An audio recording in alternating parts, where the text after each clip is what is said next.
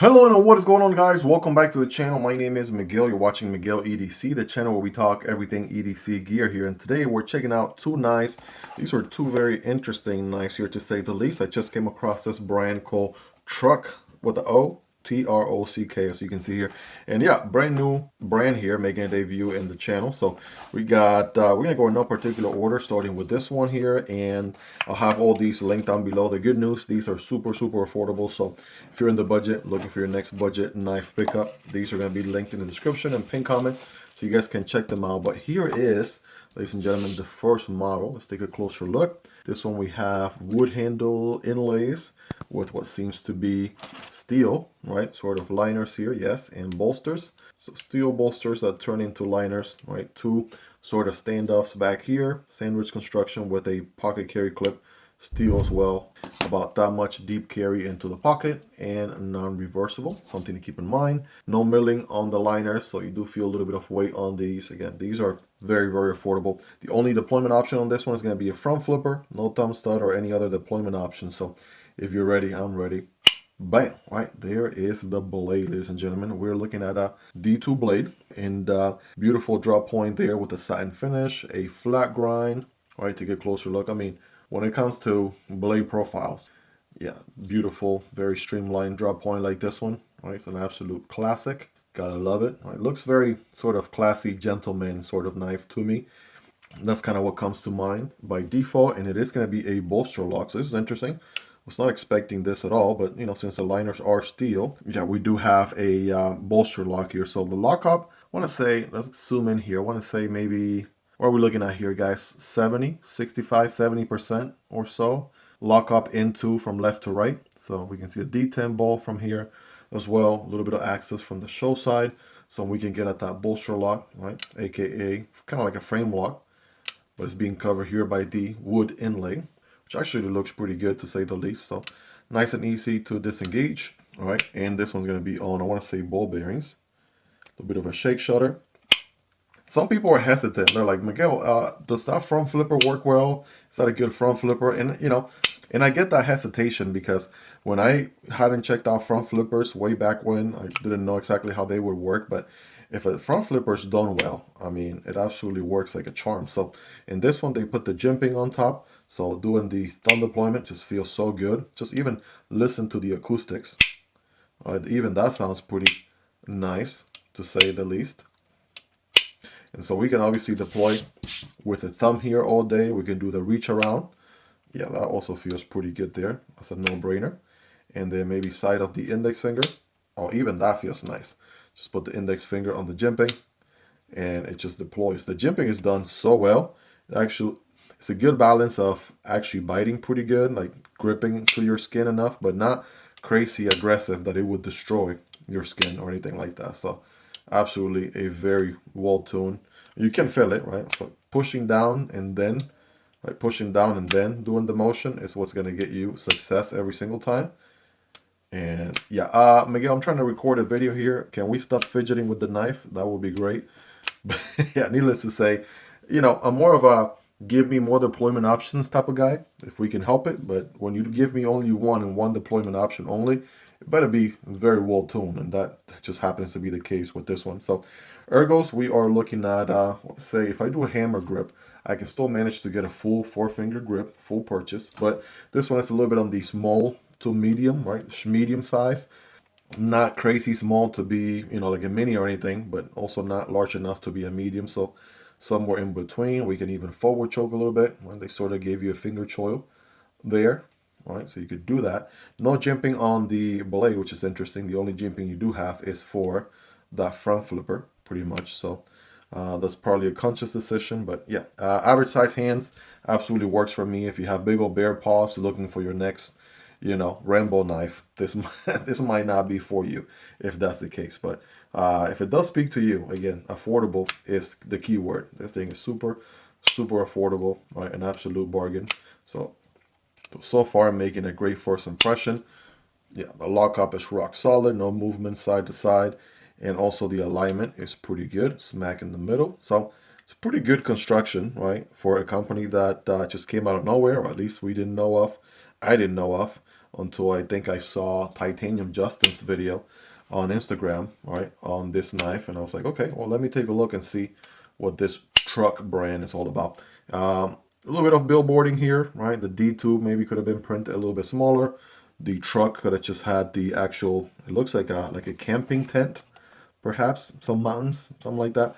Maybe just had that logo and, you know, there, but you know, it's still, for what it is, still not crazy billboarding, really, if you think about it, compared to, say, like a Microtech or something like that. So I gotta tell you, man, the action is pretty good for being a small front flipper, almost Mohawk style flipper here.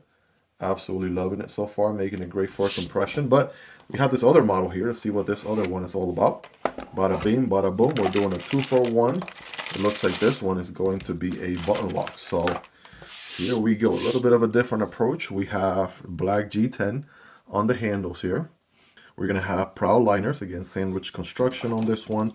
2 stand-ups. Obviously getting magnetic pull here. Laying your solution hole back there. Then we have like 3 different curvatures, right? Probably for grip. We're going to see what that's all about. You know, tip-up carry, that's a plus.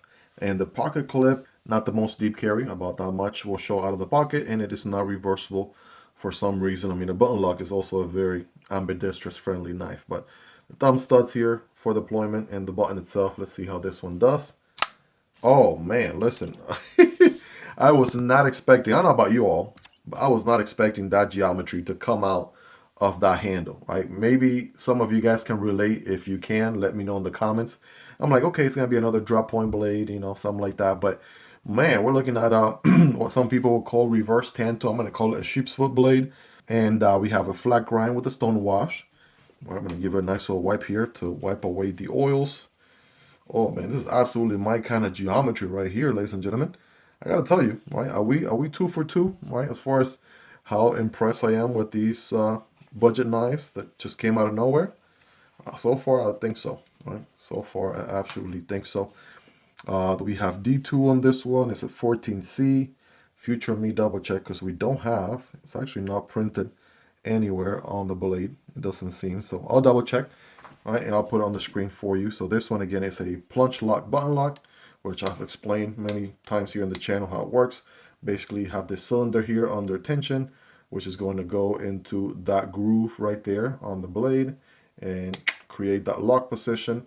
There's another groove here for the close position. It's going to work as sort of like your D10 for deployment. And it just creates a very fidgety knife. Again, the ball bearing action here is pretty good. So that feels nice. We can thumb deploy. Also feels good. Reverse flick, oh yeah, absolutely. Now, I typically like to reverse flick with the nail, and it looks like on this one, yeah, I might just be doing it with the meat of my middle finger. So that's that. Absolute guillotine on the way back. All right, that actually feels pretty good. Might do our, of course, obligatory whack test here in just a second, but I know you're wondering about all these different cutouts, right? Almost looks like a CRKT minimalist in a way, but I gotta tell you, man, let's see. If I do this grip here, my index finger kind of goes in the first curvature, middle finger and ring finger kind of somewhat share that second one, and the pinky is back here.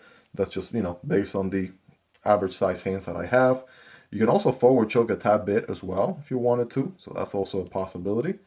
And I was a little worried that it was going to be uncomfortable, but somehow, you know, you get locked in and it feels pretty good. Needless to say, obviously it's going to be you know, enough handle here for a full purchase. Even if you have bigger hands, you should be okay. Pocket clip is actually very comfortable. You got to give it that. I'm going to go 9.5 out of 10.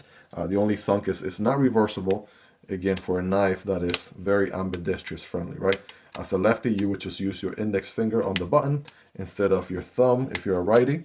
But yeah, you can absolutely carry and enjoy a button lock knife all day, every day if you're a lefty. So why the pocket clip is not reversible, I'm not sure. This also seems to be one of those generic pocket clips I've seen from some OEMs from China, so I'm not sure if they just slapped the generic pocket clip on here, but at least I'm glad to see it is tip-up carry, so absolutely give them kudos there. And as far as the blade geometry, again, my kind of sauce all day, and great for utility cuts and draw cuts. Got a pokey tip as well. Great for a pincher grip, opening up packages and stuff like that. So it's got absolutely a lot going for it. And again, did I mention This thing is mad affordable. Yeah, absolutely is. And I'm really, really shocked. At first, I'm like, you know, this one's got something going for it, and it absolutely does. And this one came along, and it just also really shocked me as well. I was not expecting that at all. But as promised, we're going to bring the good old subscribe stick of truth here. It is a button lock, right? Plunge lock, button lock. So we're going to check here. A couple whacks, nothing crazy. While I'm here, so I want to show you, we do have some milling on the inside for weight reduction on those steel liners, in case you were wondering, so that helps. And obviously the G10 is just as grippy as you would expect. So very durable material, obviously for long-term use. G10 is always a safe bet. Can't go wrong with G10. So I'm gonna keep my hands free of the blade path here. And here we go. Okay, that's pretty solid. I'm gonna do just a few more, a little bit harder, but that's about it. Yeah, absolutely safe to say that this thing is going to hold its own weight when it comes to the, you know, just being pretty reliable there.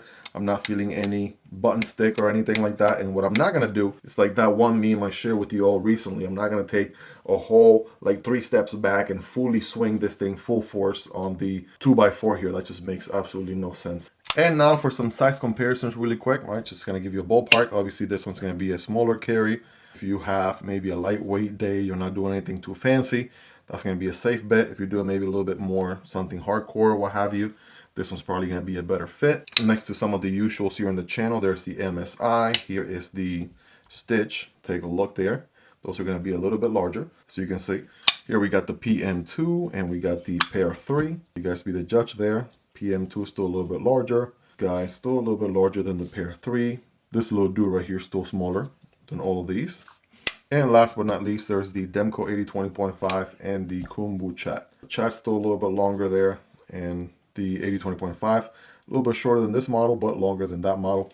Again, all these nice linked down below if you guys want to check out prices, availability, and variants, and content on all of them here in the channel as well. If you want to check them out, just put the knife name Miguel EDC on the YouTube search box, and you'll find those videos right away. That being said, let's go ahead and get scientific with it. It is time to do our very scientific test here, and an absolute staple to the channel. So I got some paper, I got some cardboard.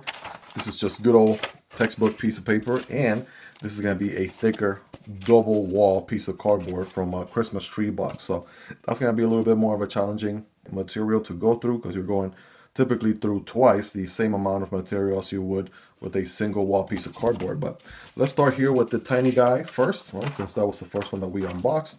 So again, D2 on this one, bam. Oh yeah. All right, safe to say, ladies and gentlemen, the knife cuts.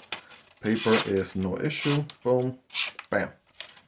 Now for the cardboard here, again, cutting diagonally like that for better performance. It is going to be, again, D2 flat grind drop point blade. So it's going to look something like this. Oh, wow. It's actually pretty effortless, I'll tell you that. I taper off a tiny bit there at the end, just because, again, you only have so much cutting path. Bam. All right, that's me again. Taper off. Try to stay within the cut, Miguel. That would be great. Now, you can actually see it going through the material pretty well. I was just cutting through this cardboard with a different knife from a different brand, and if the edge is not sharp enough, this kind of cardboard will typically accordion a little bit and kind of slow the cut down. But yeah, actually did pretty good there on that cardboard without an issue. Switching over to the other model here. This guy, again, future me put that steel on the screen, and bam, whoa. Whoa, whoa, whoa, whoa. Wow. Wow. Listen, that actually felt so good. You can tell when a knife is really like a laser, and this thing absolutely is. Wow, that is one toothy edge right there. Went through that paper like a piece of cake.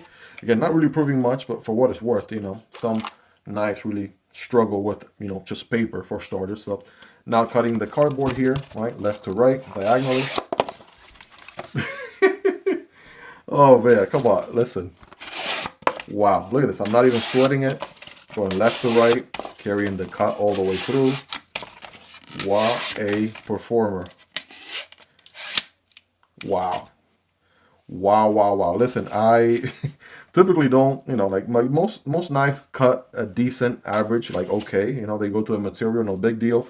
But when you have double the cardboard and it goes through that material so easily, you got a winner, right? You got an absolute banger on your hands. This thing is an absolute laser. So is the little guy. So you all rate these in the comments on a scale from 1 through 10. Both of them have a factory edge, 10 being the sharpest. You all let me know down below. Well, ladies and gentlemen, it is absolutely safe to say that both of these are certified budget bangers. I can't recommend them enough, and coming in at a really great price. They perform well, right? Obviously, that's what a knife does. A knife is meant to cut, and these absolutely excel in that department. And they're also very well built. Good quality for, again, a knife brand that I didn't know anything about until just now.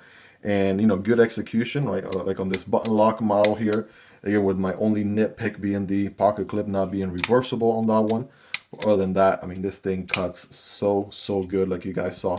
And this little guy is super fidgety, right? With the bolster lock, that mohawk sort of, you know, looking front flipper right there.